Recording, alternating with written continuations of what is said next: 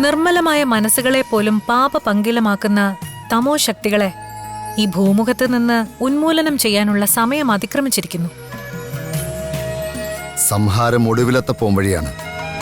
നീചകർമ്മങ്ങൾ കൊണ്ട് അശുദ്ധമായ മനസ്സിനെ വിമുലീകരിക്കുകയാണ് ആദ്യം വേണ്ടത്.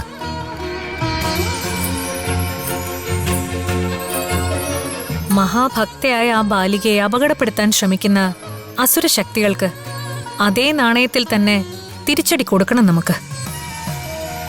ഇനിയും അതിന് കാലതാമസമരുത്.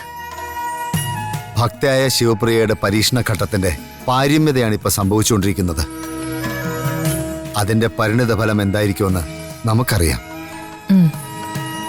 എങ്കിലും അസുരശക്തികൾ അതിനു മുമ്പേ അവളെ അപായപ്പെടുത്താൻ അവസരം കാത്തിരിപ്പുണ്ട്.